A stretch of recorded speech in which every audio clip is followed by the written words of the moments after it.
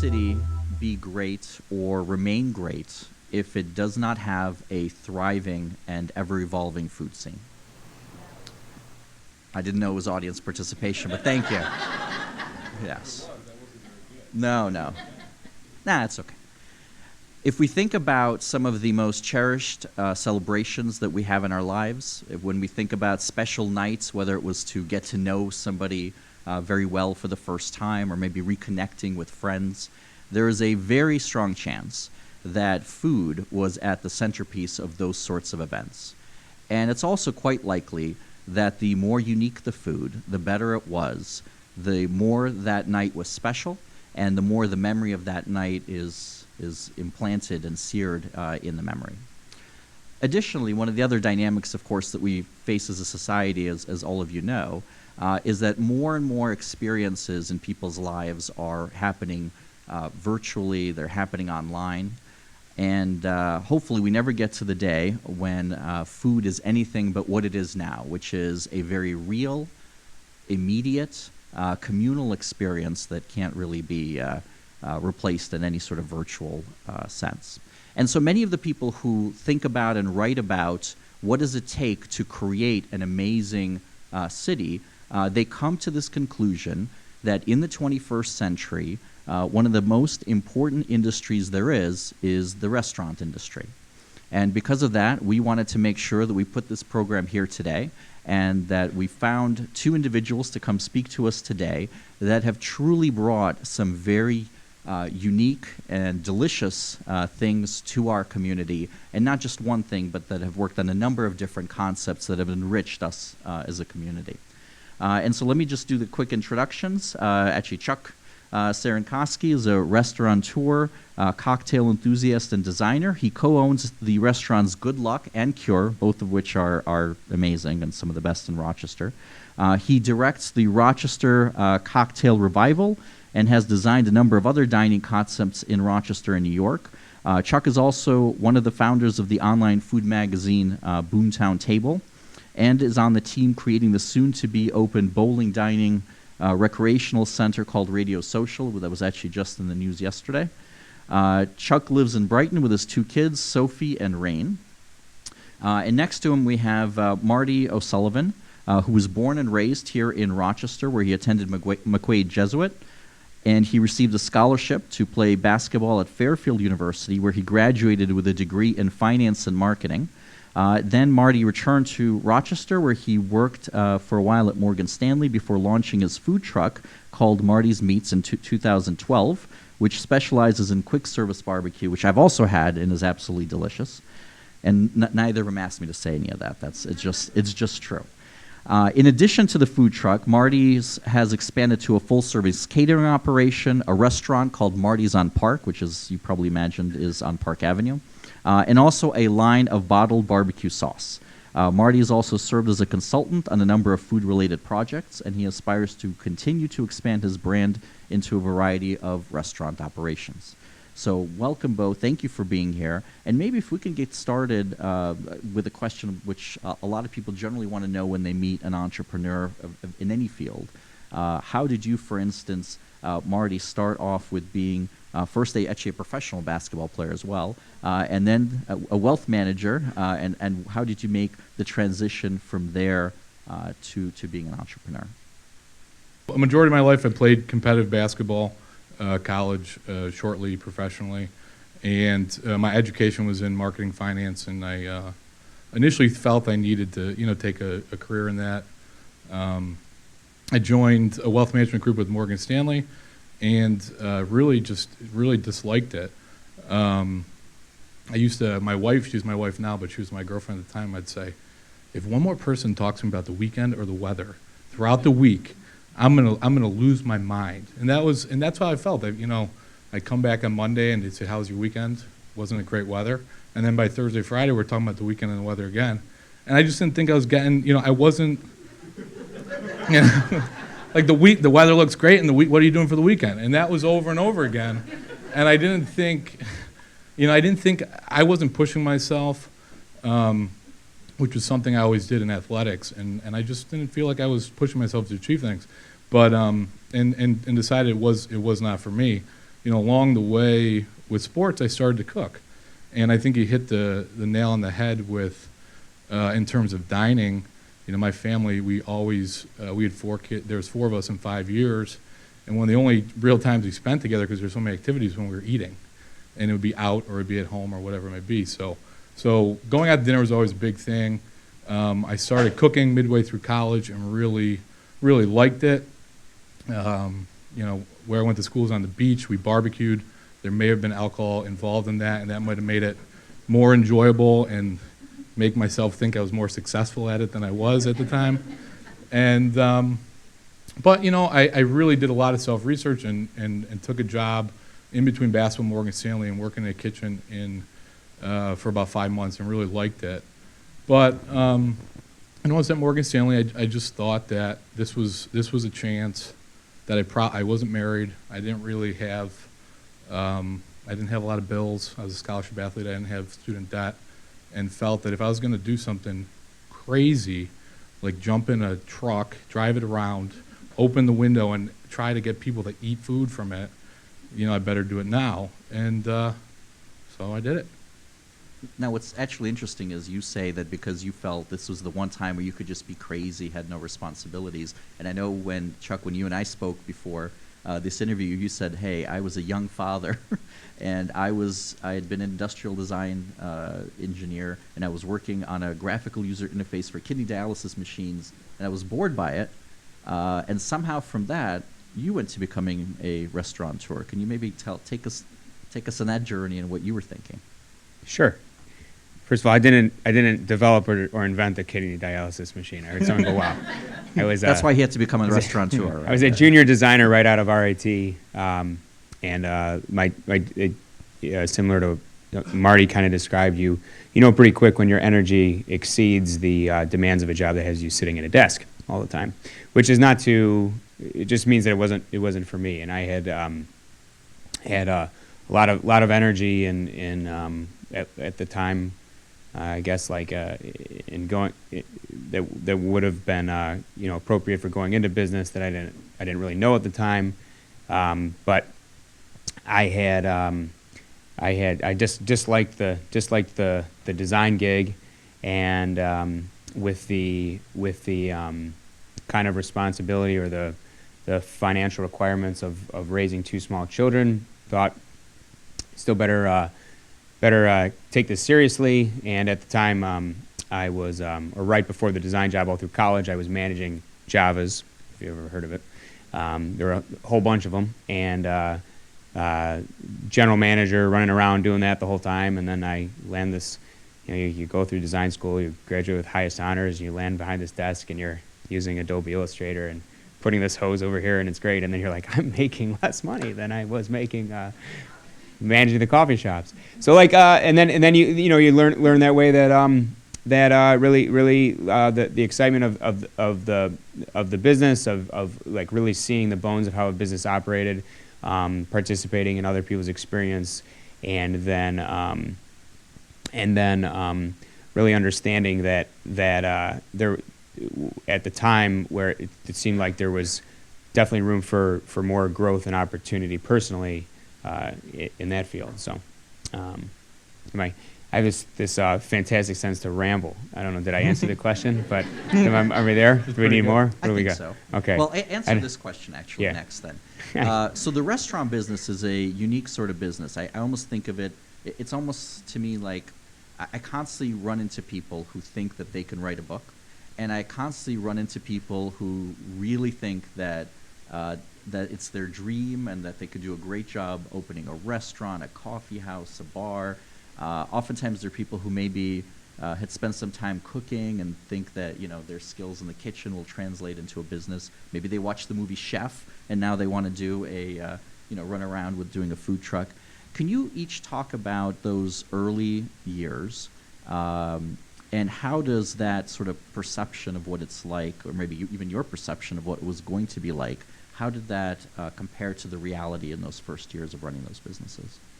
Maybe you can start. Well, first off, for me, unlike Chuck, I was making way more money at Morgan Stanley than the food truck. Way more. So that kind of plays into this, that And I definitely was naive as well. You know, I like I said, I read a lot. I had some people that I, you know, Anthony Bourdain was big at the time. David Chang was taking off at the time. You know, it seemed like, you know, those people, those type of influences made you want to get into it. But I didn't get into the food truck business because I wanted to drive a food truck like in Chef or whatever that movie was. I got in the food truck business because I thought there was an opportunity in the food truck business. I didn't think there weren't really any food trucks other than Le Petit Poutine when I opened. And you saw it happening in bigger markets, and you saw it was going to come here. And so the idea was to give this a try with more of a calculated risk. You know, there's no lease, there was no major build-out costs. You know, try to see if people did like this mess that I was originally making that now has become, you know, pretty good. So it was more of a calculated risk, but I do tell this to people that say, wow, that looks like a lot of fun. If you like to cook, you should have your family or friends over once a week and cook for them. Like that's fun. If you like, you know, make your wife do the dishes, right, Laura? That's me and you trade off on that. I cook, and that's fun. But if the restaurant business, I got into it because I did like to cook, and right now, I cook probably 5% of the time, which is not. I would love to be cooking 95% of the time, but the other 95% of the time is running a business, and it rarely has to do with, you know, putting the chef hat on and you know, flipping the pan and cooking. So yeah, if you do like cooking, like I said, have a dinner party. It is a business. It's a very tough business. It's like anything else. We were just talking about that. You know, discipline is discipline, whether you're in athletics or the restaurant business or a lawyer. It takes discipline, and that's no difference with this business. Is that it's going to take discipline. It's probably going to be lonely. You know, you're going to work a lot of hard hours and long hours because you think it's going to be what you're doing is going to be more than what it is. I mean, that's really why you do it. So. I'm rambling. No. I think, you know, I think one thing to say overall, and Marty, I'm sure would agree with this. What is really cool in coming up in the, you know, the new restaurant industry that is in Rochester is that there even exists a forum like this where you'd have two people on stage talking about the restaurant as an industry. I think of the time that Marty started his endeavor. The time that we started ours over beginning with Good Luck, there was definitely the opportunity to take not only to find a gap in the market that could be filled, but find really the opportunity to give Rochester something that it really needed. You know, there's a joke that is in the restaurant industry, and it goes, how do you make $1 million in the restaurant industry? Spend 3. And but you know, everyone, yeah, it is an industry that is it's global, it's cross cultural, it's a low barrier of entry anywhere, because if you can cook, then you could probably cook a little bit more and sell part of it, or sell some of it. However, I think it's probably significant that there's two people on stage, one with a finance background and the other with a design background, that found success in the restaurant industry, because like anything else, if you are a successful a lawyer and you are owning your own law firm, you probably practice a significant amount of time practicing law and a significant amount of time managing your law firm. And if you do want to get in the restaurant industry, you have to understand that you will have some time to be creative and find out take a trip and find a cool ingredient and maybe come up with a cool cocktail, but you spend a lot more time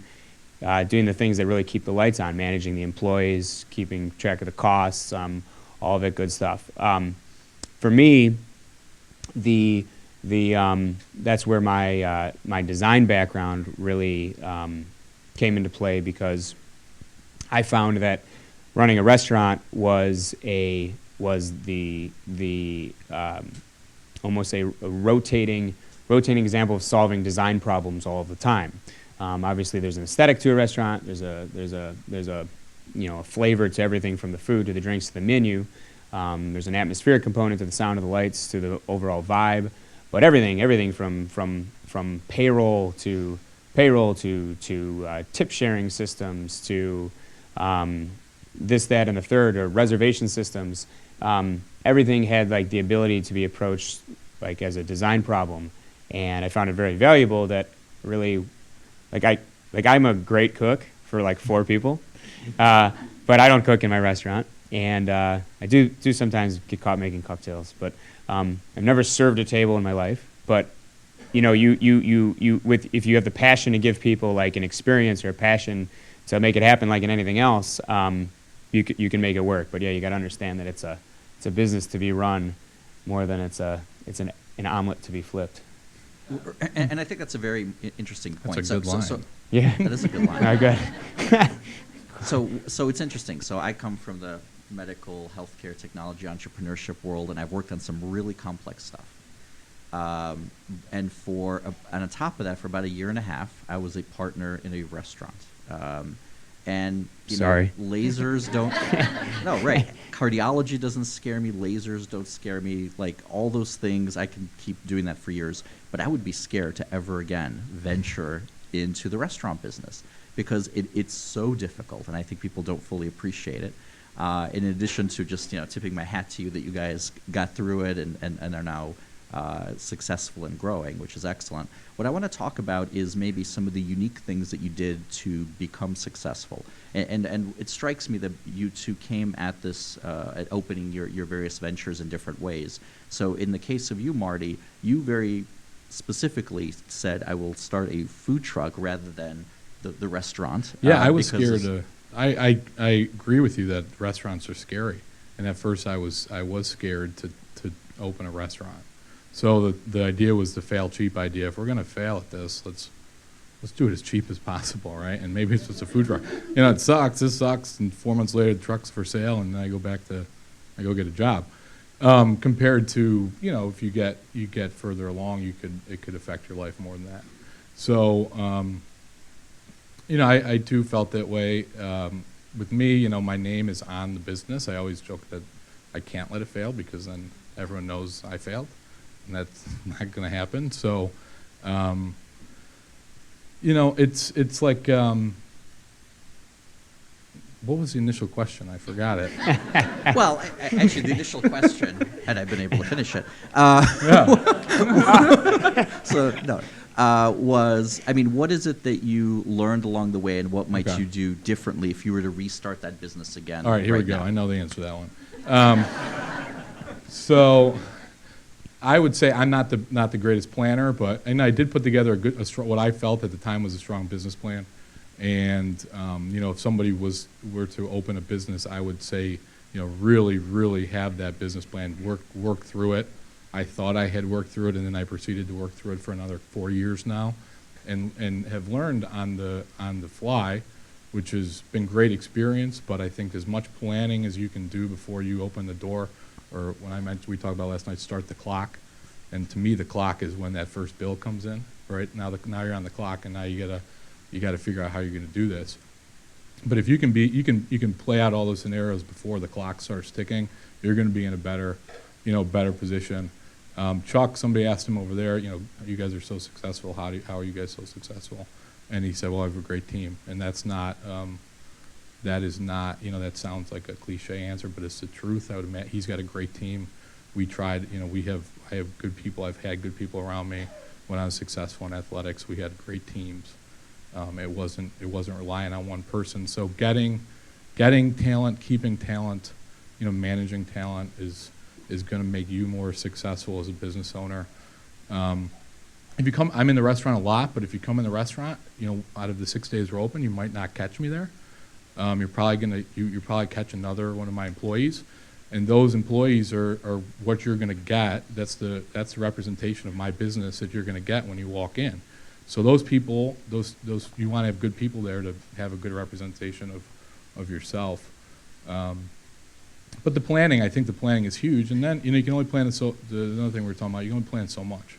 You take the leap, and then it's hard work. it's just put your head down and work.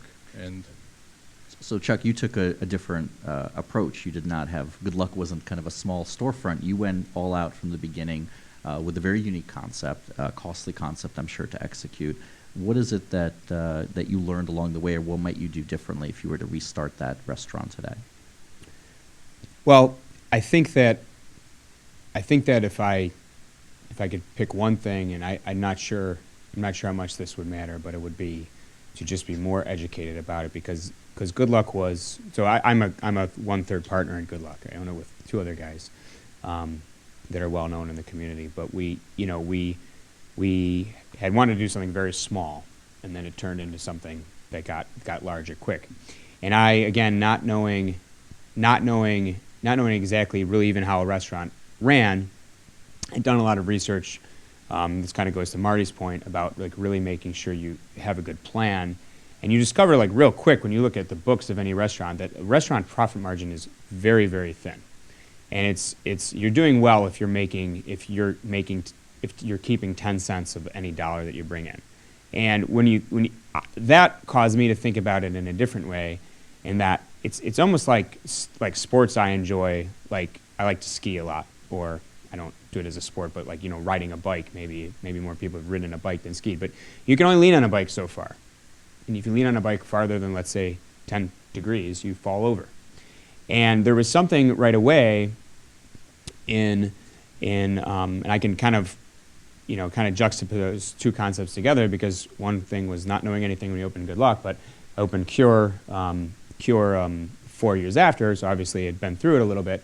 But it sounds strange, but if you're doing it just to make money, so we talk about business a lot here, right? It's all business is a business. Well, I never got into the restaurant business to make money right away. I had no idea what would really happen. But I think that kind of like, that's something that I could say would take away, because I'd want to be less naive. But if I took that away, I'm not sure that it would have driven me in the direction it did, because I think it really showed like how well you have to perform, like to stay within that 10%, keep on that bike. But it also has to make you put the overall design, like the sense of like, taking care of people or generating a quality product first, and then like, man, you see like how it all comes back to you. I mean, just like any entrepreneur, any boss in the room will tell you, you get paid last. I've got employees that are working there tonight; they'll get paid tonight, and then some will get the rest of their paycheck later this week, and I'll get my piece sometime soon, as long as everything else gets paid for. But like that kind of like restriction like makes you like, it drives you. You want to like the stakes are high, but that you want to really create something that's going to rest in that like standard of excellence. That's that narrow groove that proves to be fruitful.